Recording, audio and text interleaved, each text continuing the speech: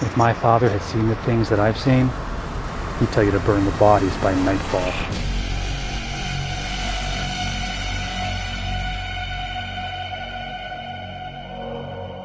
Fear the Walking Dead, Episode 3, The Dog. Now, the titular dog was only in a few scenes. We saw Nick hears a scratching at the door, and there's a dog outside, and he lets him right in, and they see blood on him. And he starts barking at the neighbor outside, and they decide they need to evacuate the house because there's one walker, okay? One walker, and they're going to give up a perfectly, at the time, defensible location with plenty of supplies. They're going to just leave. Okay. I understand that they're ignorant to what's really happening and how they should react. So they leave, and the dog unfortunately gets eaten by the walker. And there's a scene later where it's implied that basically Salazar, the barber, kills the neighbor with a shotgun. And Travis convinces the group to stay there. And Travis is forced to basically clean up. Madison says, we're going to stay here. You're going to clean up the body. And it shows him taking it out to the curb. So it's implied that it's the neighbor. But later at the end, when the army takes over, we see kind of a shallow grave in the backyard, and they say, what's that? And she says, our dog died. So I feel like really putting it together, that's where the neighbor's buried. And Travis put the dog in the garbage. He didn't have the heart to actually put the neighbor in the garbage. He dug a grave for him, which that's fine. Salazar very pragmatically suggests that he burn the bodies to stop the spread of infection. Now, that's not really how it needs to work. Burning the bodies is a good idea, but that's not really how it works. So this week, it was a really strong 5-act structure.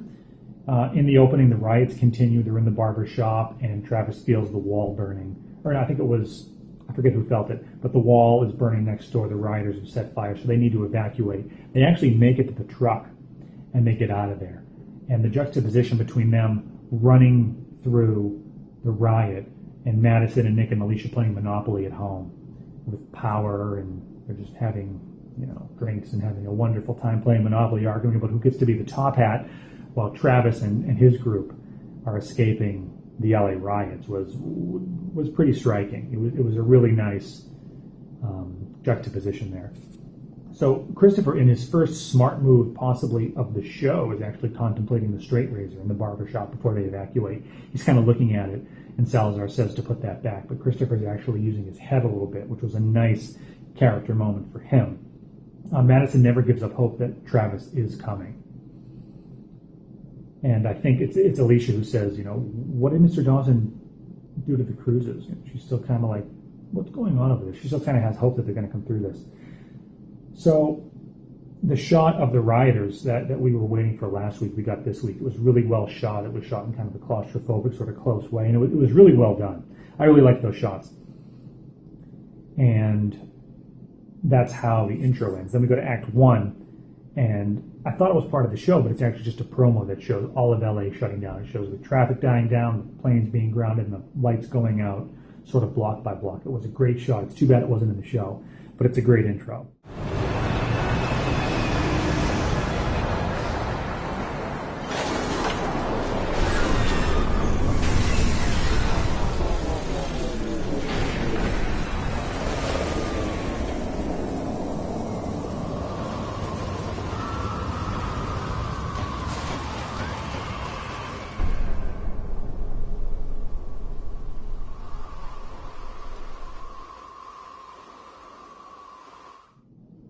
All in all, I feel like the show has found its own creative identity. It seems to have hit its stride.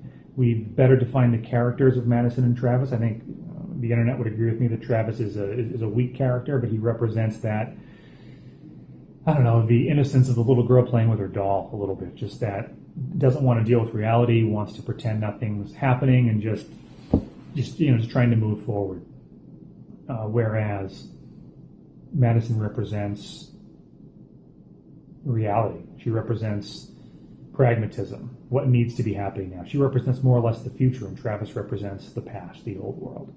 Right, as Alicia's looking at the pictures in the hallway, it just kind of made me think that a walker would just knock that right down, wouldn't mean anything to them. But to Alicia and to the rest of the survivors, it's going to represent sort sort of a snapshot of a part of our history that's over, that old world before the outbreak, and you can never go back to that. So in some ways, it's a painful reminder of the lives that they lost. But to a walker, it's nothing. So the world is slowly breaking into two groups of people, those that remember and those that don't, or those that don't care. And one of the central themes of The Walking Dead is that the real danger is ourselves, it's other people. We find out that there's a state of emergency in 11 states, and all flights have been grounded. And Salazar wants to stay together. He's very much into family, and he's very much into debt and what's owed. He knows that Travis now owes him something, but he doesn't want to take too much back because he collects on his debts, and he's afraid that Travis is going to be the same way. Now, we know enough about Travis to know he's not going to try to collect on a debt like that. He's a generally good, honest person. A little bit of a gun nut, perhaps, in the way that he is against guns, and in this world, you really can't be against weapons and defense. I know Twitter and the internet blew up a little bit against Travis last night. There's a great shot of Salazar showing Christopher how to load a rifle and telling him the different types of buckshot, and Travis is basically saying, don't do that. I don't want him to know about guns, which is just foolish. Madison, on the other hand, her character has been very strong. She's been very pragmatic. She's been very realistic. She knows that's not her neighbor Susan anymore. So the yin and the yang between Travis and Madison, it's fairly well written this week, and I felt like it was stronger than in previous weeks, having them back together again. They're playing off each other very well. They have two opposing viewpoints on how to handle the apocalypse, and it's been pretty compelling so far. So Alicia's shining the damn light outside like Lex and Tim in Jurassic Park at the T-Rex. She's just shining the light, saying, I'm in here, walkers. Here I am. Basically Lunchables up in here. So the titular dog shows up. We've already gone over that, and I feel like to name the episode "The Dog" was a strange choice. I don't know specifically why that was needed. I think there might have been a better title. I think a good title for the episode might have been "A Gun Doesn't Care How You Feel." Great line by Salazar. There was a lot of really good one-liners in this episode, I have to say.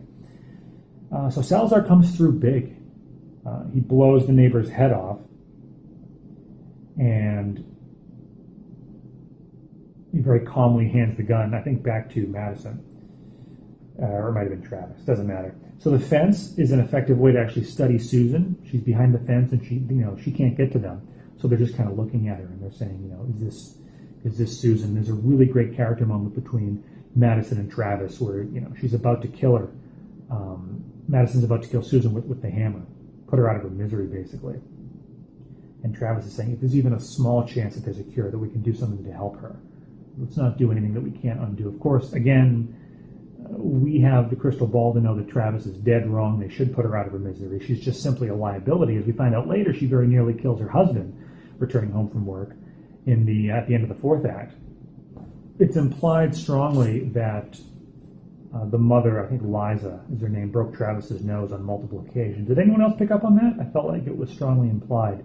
And it's a little bit disturbing. He kind of said, I've had my nose broken a number of times. And Christopher kind of smiles. I thought that was a strange beat. Madison and Alicia, they want to head out, and Travis wants to stay put. That's one of the few times Travis is correct. It's not, they shouldn't leave. They basically cleared the neighborhood of walkers, more or less. They've got a good perimeter. They have a weapon. They have a defensible position. It certainly isn't the prison, but I wouldn't leave. It seems like they've got it pretty well locked down. They also have power off and on. Where are they going anywhere? They're going to go out to the desert to do what? I thought that was a strange choice. Madison, otherwise very smart, very pragmatic throughout the episode. It was strange that she was in such a hurry to get out of there. And they would pretty much just stay put. There's a nice scene between Travis and Liza where he sort of laments having two wives in the house, something I don't think any gentleman wants, to have his fiancée and his ex-wife sort of spending an extended amount of time together. That sounds like a nightmare.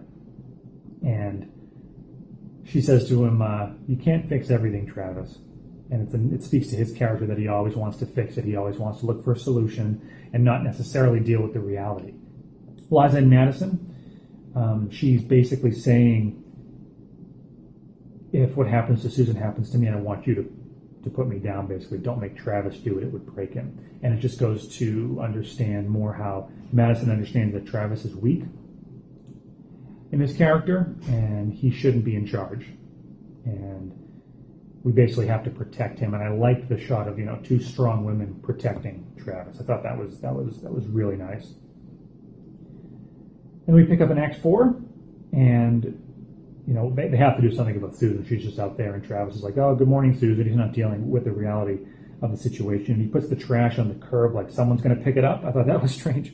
Another great character moment with Nick, where he says, "I don't need you, Mom. I need my medicine." And it's a real shot to Madison, who's been there helping him. She very logically gives some of his medicine to, is her name Griselda? And Salazar's wife. And he says, "But I need it." And it's like, dude, Nick, you did this to yourself. Her foot is in actual pain. I know you're detoxing right now, but why should she suffer with a foot injury because you chose to take drugs? It's a tough one. I think as a mother, she made a tough call there. So I was proud of Madison that she, used common sense, and she's helping the woman who actually needs the medicine rather than continuing to coddle her son. I like that. Really beautiful scene with Nick when he's about to break into the house to go score more drugs after the army takes over, and he sees the little girl in the window with the doll. It just speaks to the fact that there's still beauty and innocence in this world, and it gets to Nick, and he decides not to do it. So as we end off, the army has officially taken over. They're going house to house, taking roll call, and Travis explains that there's 9 people in the house. It's a big family, and it's a big group they have so far, and they are staying in the house. As they were driving off, I was thinking, Salazar staying behind with his wife and daughter, and Travis and Madison are leaving. How are we going to link these two groups up again? And the army forces them back together. They have to go back. They're not allowed to leave, so now they're forced together. So now next week, we'll see how they get along together. And as they put it, the cavalry has arrived, and it's going to get better now. No, it's not. Strange beat at the ending when Salazar's looking out the window when he says, "It's already too late." I'm not sure exactly what he means by that. It seems like he must not trust his government. I mean, coming from El Salvador, he obviously is looking at things through the lens of his own experience, but I'm not exactly sure what he means by that. It's too late for what? For humanity? Or for them to leave? Or for them to do what they want? Wasn't sure about that. So we are already at the halfway point in this limited series, and next week is not Fade Away. We'll see you next week, and thanks very much again for watching. You know how I feel about guns. Gun doesn't care how you feel about it. That's enough.